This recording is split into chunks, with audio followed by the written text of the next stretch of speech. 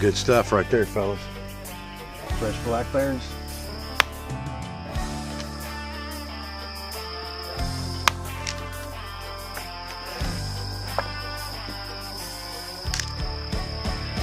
Hey, I'm country, backwoods and hungry. I spend every Sunday just living good.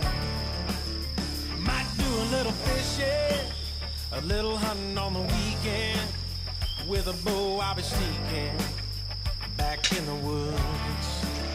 A little bit crazy, every now and then maybe. Like to kick off my boots and get lazy, but I'm living good, yeah.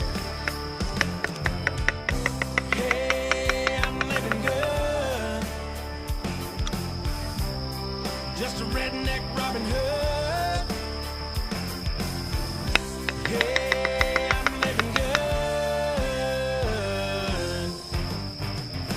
Back in the woods.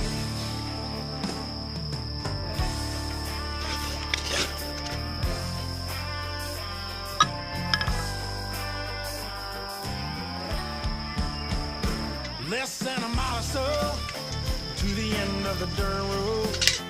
There's a place us country folk go to have a good time, yeah. Keg of beer and a bonfire, locking hubs on a mud tire, jumping rabbits through the barbed wire by the moonshine still.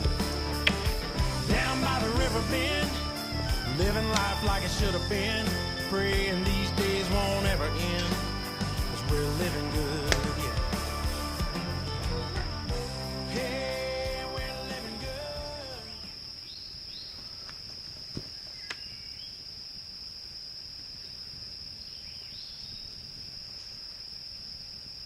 Morning, guys.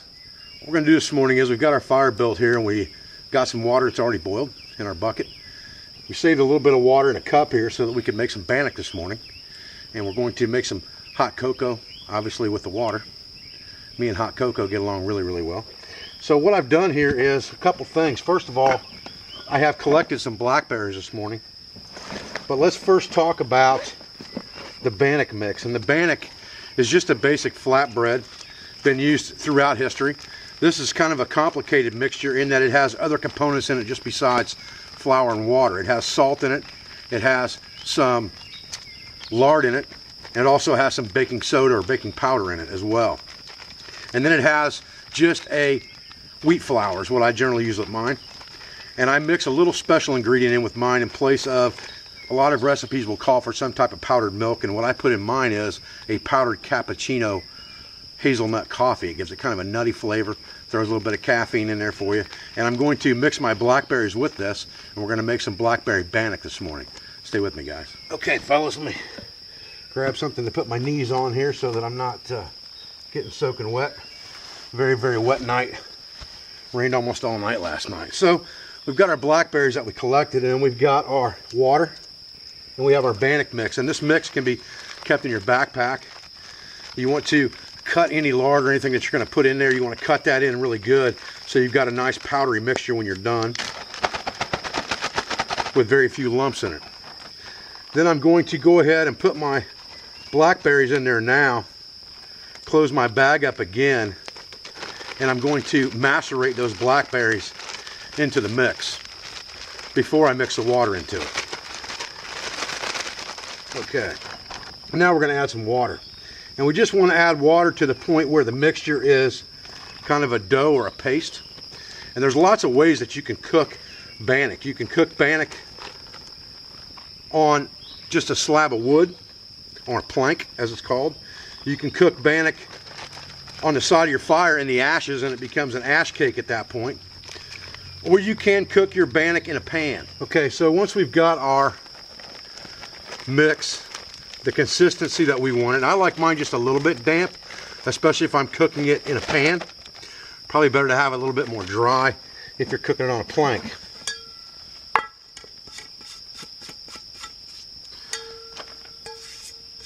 A little dirt in there, it's okay, not going to hurt anything. Now what I'm going to do is just squeeze this out like a batter, basically from this bag.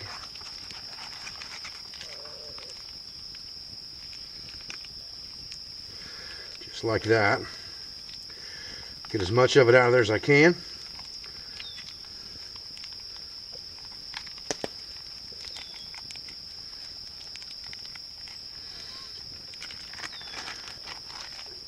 And then I'm going to basically just smash it flat in the pan and make a cake out of it. And I got a couple of blackberries in there that didn't quite get macerated, and that's okay. The flatter I make this, the quicker it's going to cook. The thicker it is, the slower it's going to cook. All right, we'll get our water boiled again. We let it cool down a little bit while we were messing around here.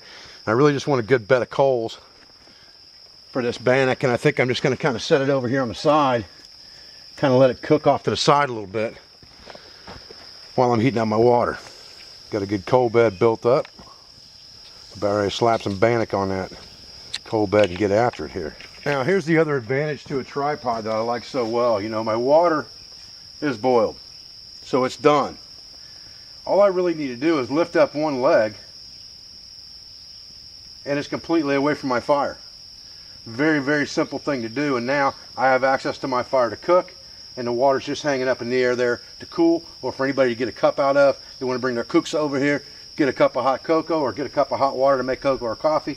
It's right there all the time. If I want that thing back on the fire, all I have to do is back that tripod back down. Very, very, very simplistic system a tripod is. About your redneck Robin Hoods. What's your redneck Robin Hood? Hey, we're living good.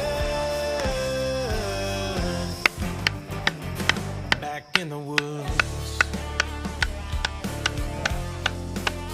Back in the woods. Back in the woods.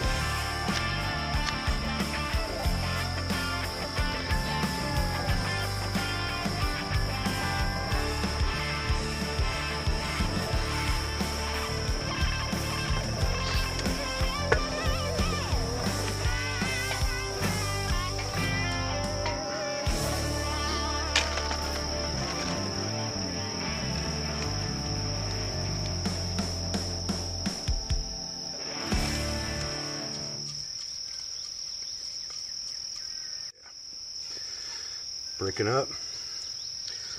She's done on the inside. Feels pretty good. Sure is good, fellas. Nice little breakfast in the morning. Sets the day right for sure. Doesn't take a whole lot of gear to really get by. You know, we got a couple containers here. Containers are the king. Cutting tool to make the other things that we need, like the tripod, spatula slash scoop slash stirring device slash whatever else I need it for. Nothing difficult about it. You learn to get by with just what you need, nothing more. You actually have a better time in the woods. Guys, I'm Dave Canterbury at the Pathfinder School. I appreciate you joining me for another video today. I appreciate you viewing my videos, giving me your support and your comments. I thank you for everything you do for me, for my school, for my family, for my friends, my affiliates, and my sponsors. I'll be back with another video as soon as I can. Thanks, guys. I need another cup of hot chocolate.